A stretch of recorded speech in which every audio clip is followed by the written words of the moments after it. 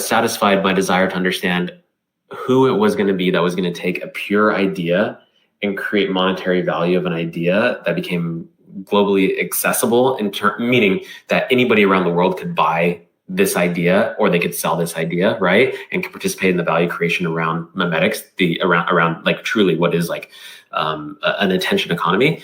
And I never imagined that 12, 13, 14 years later, that I'd be able to look in the mirror and say to the person looking back in the mirror, like, holy shit, like you are the one who is pioneering the monetization of information, right? Like that's the craziest part to me. And I'm not like, it's really hard when you see us from what we are, like Rug Radio, Decrypt, all these things, you get a little glimpse of like the Myriad side and what that's going to become. But like what I wake up and the problems that I solve every single day is how do we create economic impact in this world, in this information economy. And I always thought it was going to be like Elon Musk, right? Like I always thought it was going to be, the Jack Dorseys of the world. And it's not, it's us. Fucking right. You guys essentially are.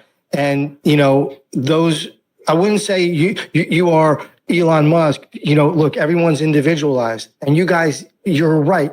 You pioneered this. Definitely 100%. There's nobody else that I know that's doing or has been working and have been building for as many years as you guys have, even though it's relatively a short amount of time, but time goes by so fast. That thing just ticks and it don't wait for anybody. It waits for no man. And you guys have utilized every single second, millisecond, whatever of the time that you've had from the inception of Rug Radio to Myriad Markets. That's all I could tell you, my opinion here. You guys have not wasted any time and you are them, right? Because it's not one person. You're not him. You're them, right? Yeah. No weird pronoun shit here.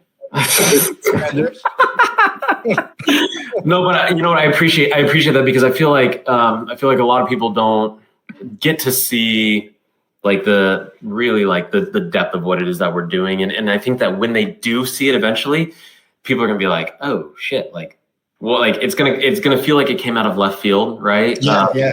Except for the people that have been paying close attention, right? And it's like people don't realize, like I'm gonna show this off because this is new and exciting to me. Like people don't realize, like I got Myriad tattooed on my arm 2 weeks ago.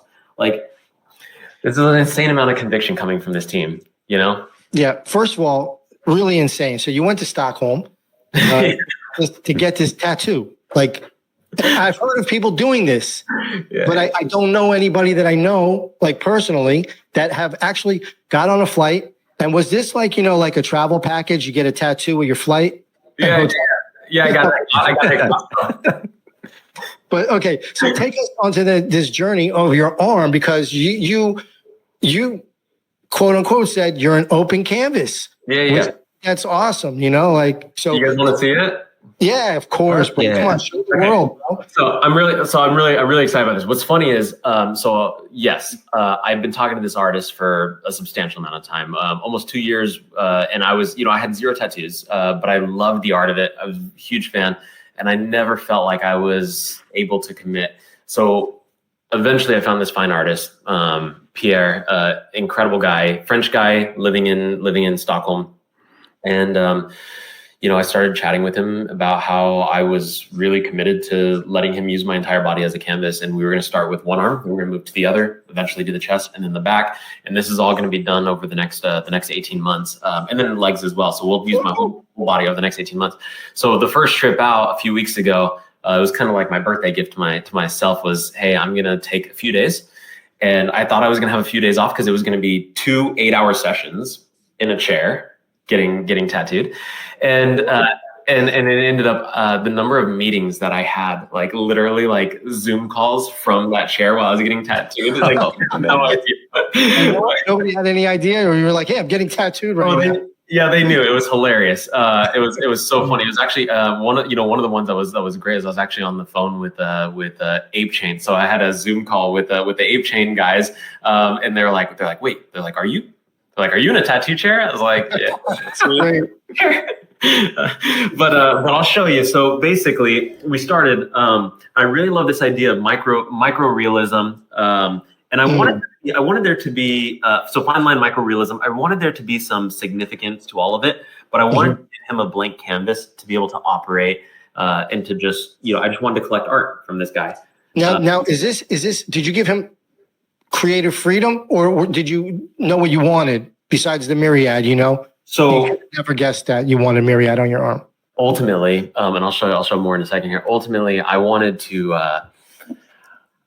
This whole thing is going to be a treasure map, and if you're like lucky enough to catch all the pieces of it, you might find my seed phrase and like be able to. You might find a buried treasure with man, my seed phrase with like 40 Bitcoin in it. So like seed phrase. If he's listening, seed phrase. If you're listening, I got to shill it. I would love to have you on Just Riffin'. I sent you a DM. I shot my shot. And I shot my shot with Farouk, but it probably fell on deaf ears because he's so busy. But C-Phrase, if you're listening, we want to get you in Just Riffin'. Okay. Thanks, Danny. I'll have to tell you guys. So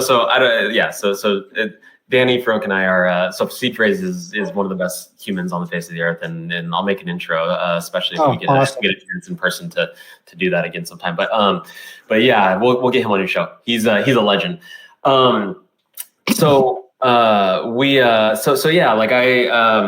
got this done, and some of it, the biggest element was I knew that I wanted to have very Greco-Roman motifs on this arm, and then the right arm we're going to go very Eastern Asian motifs, same artist, same style, and then we'll bridge it across the chest and then eventually the back, and then there's a lot of hidden meaning in a lot of things, but I didn't want to be like overly. I didn't want to be one of those people that's like, oh, like, what does your tattoo mean? It's like everything has a meaning. Yeah,